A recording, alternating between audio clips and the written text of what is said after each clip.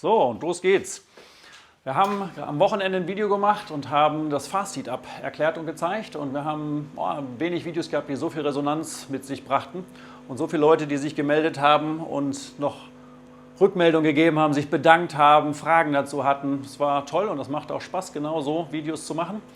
Und deswegen machen wir heute direkt ein neues. Ich habe die Pro 300 hier, auch zu dem Thema Start Fast-Heat-Up. Wir haben sie gerade loslaufen lassen. Die hat sich erstmal voll gepumpt, die Maschine. Das macht sie jetzt wahrscheinlich ein bisschen langsamer, weil sie, bevor sie gestartet hat, erstmal den Kessel aufgefüllt hat. Und wir haben eine Uhr drauf laufen. Den Rest habe ich schon vorbereitet. Ich habe schon Milch hier, ich habe schon Kaffee, den müssen wir gleich noch mahlen, aber den habe ich schon fertig vorbereitet. Wir trinken heute mal unsere Pulspeitsche. Und genau, dann habe ich jetzt 5 Minuten mit euch zu quatschen und dann machen wir einen Cappuccino, weil wir versuchen, in 8 Minuten einen Cappuccino zu machen mit der Maschine inklusive Aufheizphase. Und wir haben letzte Woche das Video gemacht und da wussten wir, das ist ein großes Thema, aber dass es so viel Rückmeldung von euch gibt, das waren wir nicht gewohnt. Wir machen ja auch Videos zum Thema Küchen, das gucken nicht ganz so viele Leute, wie wenn wir Videos zum Thema Kaffeemaschinen machen. Und das war aber ein sehr großes Thema. Und außerdem habe ich an dem Morgen festgestellt, weil ich da einen Test mit der Maschine gemacht habe für die Geschwindigkeit, wie schnell die Maschine ist.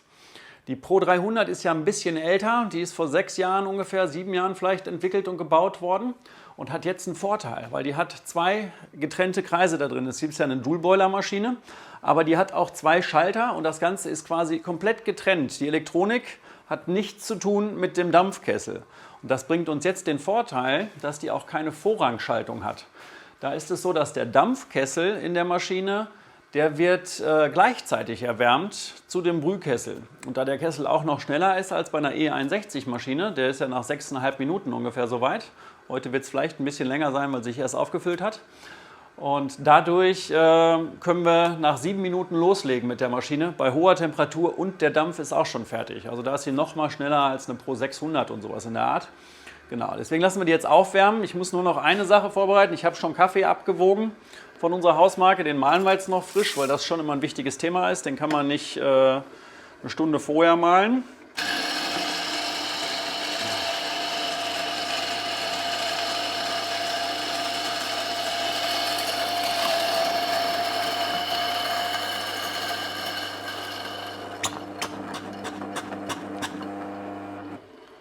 So, ich habe heute die Keado Live Mühle hier, die benutze ich zu Hause auch immer noch viel, weil ich auch zu Hause angefangen habe, doch wirklich nur mit Single-Dose zu arbeiten. Vom Profitec habe ich auch schon eine auf der Messe gesehen, eine Single-Dose-Mühle, aber die ist noch nicht da, steht uns noch nicht zur Verfügung, konnte ich also noch nicht verwenden hier im Video. Die müsste aber auch eigentlich noch vor Weihnachten auf den Markt kommen und dann machen wir da sicherlich auch noch ein Video zu, weil das Thema Single-Dose schon immer größer wird und immer spannender wird. Kurz weiter zu der Maschinenthematik.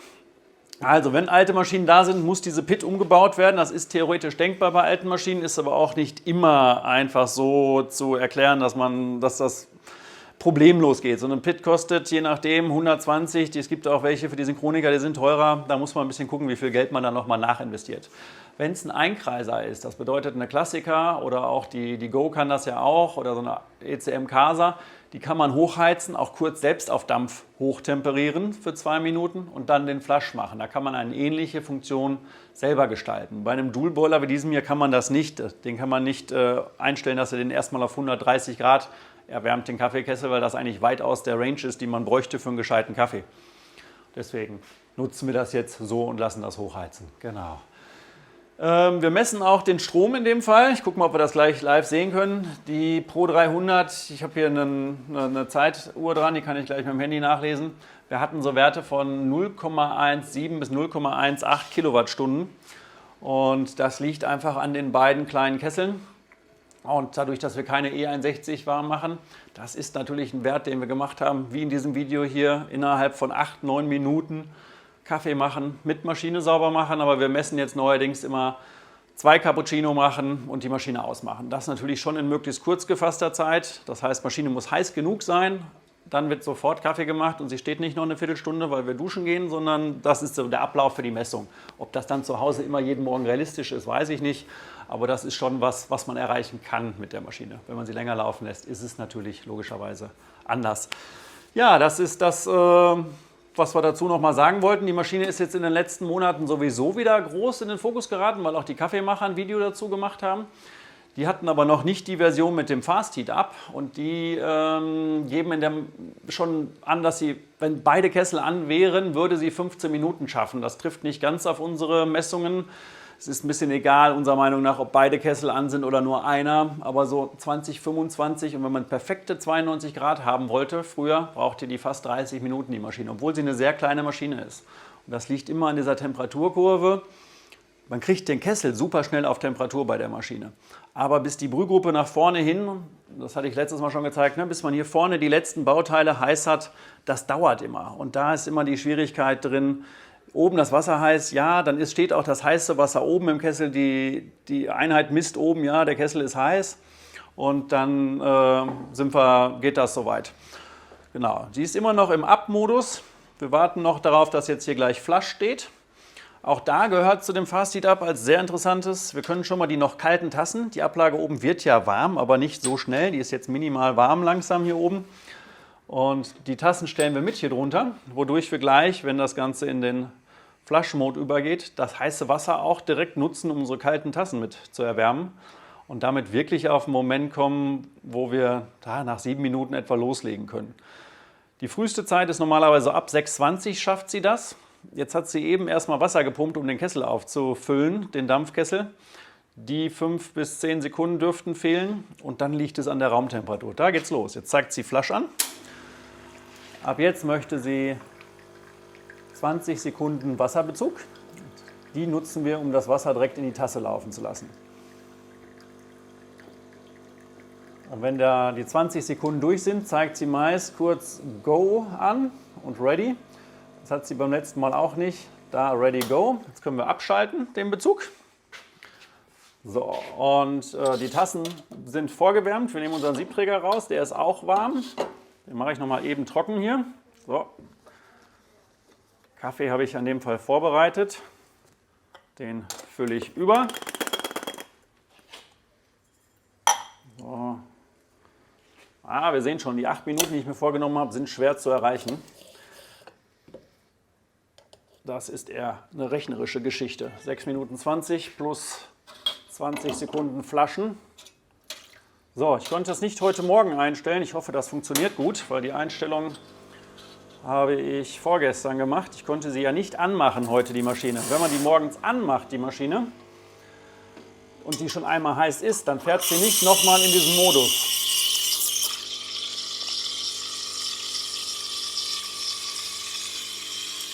Ihr seht aber, der Kaffee läuft gut, obwohl ich die Mühle heute nicht testen konnte, die Einstellung.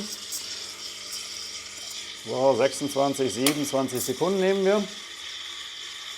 Und die Milch ist auch langsam soweit.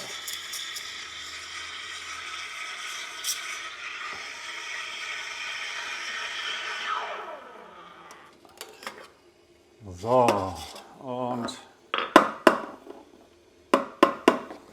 upsa. Bisschen hektisch, aber ihr seht, ich habe meine 8 Minuten nicht geschafft. Das ist ein Rechenwert, der denkbar sein müsste. Aber da muss man gucken, wie viel man quatscht.